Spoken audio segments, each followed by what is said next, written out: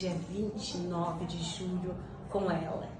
Nada mais, nada menos do que a nossa grande ministra das mulheres, Márcia Lopes. Ministra, eu estou até um pouco emocionada de estar falando com você, porque a sua luta, a sua representatividade como mulher paranaense é muito forte para mim. E eu sei que é muito forte também para todas as nossas colegas que estão ali fora, louca para poder lhe dar um abraço.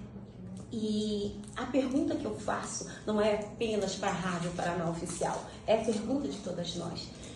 Nós temos visto hoje em dia a forma como tem se tornado cada vez mais difícil para uma mulher conseguir caminhar tranquila, se vestir como ela quer e escolher um parceiro que ela deseje sem ter medo de ser agredido ou não. De que forma a senhora vê as políticas públicas direcionadas nessa questão de violência?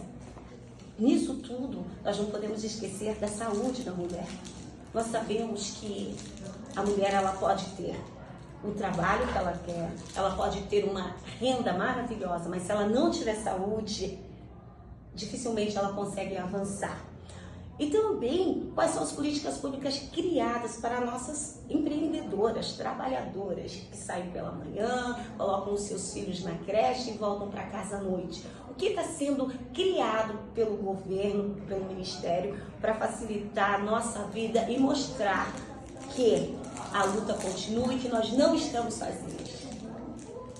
Vamos lá, é um grande desafio, né? As perguntas, inclusive, que você me coloca, mas quero cumprimentar pelo programa, a Rádio Paraná Oficial, aos ouvintes, e dizer que também para mim é uma honra ter sido convidada como londrinense, paranaense, né, pelo presidente Lula para assumir esse ministério. E dizer que o Brasil tem uma caminhada importante, né, perante o mundo. O Brasil, que é esse continente, esse país de dimensão continental, que tem tanta diversidade, que tem 213 milhões de habitantes, 110 milhões são mulheres, né?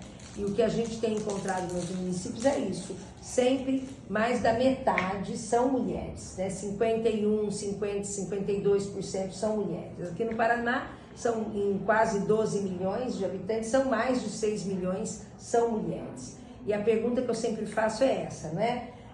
Onde elas estão, como elas vivem, o que é que elas estão conseguindo, né, avançar do ponto de vista do acesso às políticas públicas. E aí nós temos uma contradição, porque ao mesmo tempo em que a gente lutou muito até a Constituição de 88 para nos assegurar, né, autonomia, respeito, até a possibilidade de voto, né? Foi lá na década de 30, não faz tanto tempo, que as mulheres passaram a votar.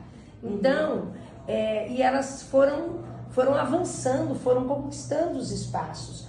As mulheres não estudavam, as mulheres de uma família tradicional, só os homens precisavam estudar. As mulheres não, porque elas ficavam em casa, na cozinha, cuidando dos filhos, né? Foi uma luta as mulheres esse reconhecimento das mulheres poderem estudar, poderem ter uma profissão, né? Sim. Em todas elas, as mulheres que hoje chegaram à presidência da República, que são governadoras, que são presidentes de grandes estatais, mulheres que são vereadoras, deputadas, enfim, as mulheres ministras, as mulheres podem estar em qualquer lugar e onde elas quiserem, como você bem disse. Então esse é um lado e que a gente precisa lutar muito para permanecer, para conservar e para avançar, jamais retroceder em qualquer conquista.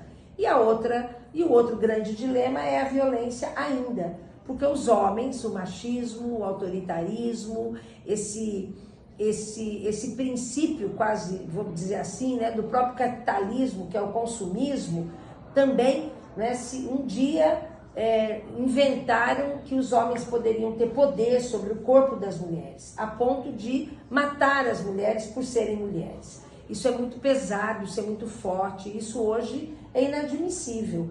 Então, mas, né, as pessoas continuam, porque aquela história de que em briga de marido e mulher ninguém mete a colher, ainda, né, se preserva. E ao contrário, o Estado brasileiro tem responsabilidade. O governo federal, os governos estaduais e os governos municipais. Por isso eu tenho dito que se os prefeitos e prefeitas dissessem todo dia para a sua equipe, para a cidade, aqui nós não vamos ter violência contra a mulher, tenho certeza que essa situação, essa realidade mudaria. Então, o Ministério das Mulheres tem feito, né, tem investido muito nisso, no diálogo, nas estratégias de comunicação, o nosso Ligue 180 para as mulheres não terem medo, porque é sigiloso, de denunciar e serem orientadas, né? A Casa da Mulher Brasileira, o Centro de Referência, a Patrulha Maria da Penha, enfim, todos os serviços, os CRAS, os CREAS, a Unidade Básica de Saúde, a escola, todo mundo pode fazer a sua parte, porque as mulheres estão em todos os lugares. Então, nós não queremos, né, alimentar esse processo e achar que isso é natural. Em hipótese nenhuma violência é natural. A gente lamenta, inclusive, porque muitos programas, desde os desenhos animados, né, até filmes, séries, quase banalizam, né, e incentivavam isso, esse poder. Quando eu assisti um dia a Pepa com a minha neta e eu ouvi a Pepa dizer papai bobinho, e brigar e falar que tinha ódio, eu disse para minha filha, como assim? As crianças não podem assistir esse programa. E todos eles são assim, infelizmente, até o gato e rato, não é? Então, assim, sempre uma relação de poder, pica-pau, né? Sempre de mostrar o poder que eles têm. Então, assim, não é uma luta simples. Não.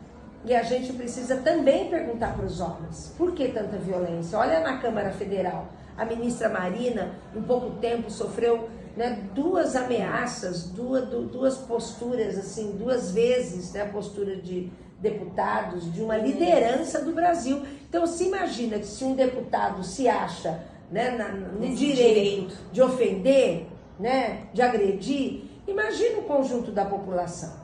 Então, nós não podemos permitir isso. E o Ministério das Mulheres está determinado pelo comando do presidente Lula a buscar, né, a autonomia, a paz, o protagonismo, a realização das mulheres, né, e nós falamos de todas as mulheres, respeitando as diversidades, as mulheres trans, as mulheres da rua, indígenas, quilombolas, todas as mulheres, a de fato sonhar com outro futuro, e é nisso que a gente acredita.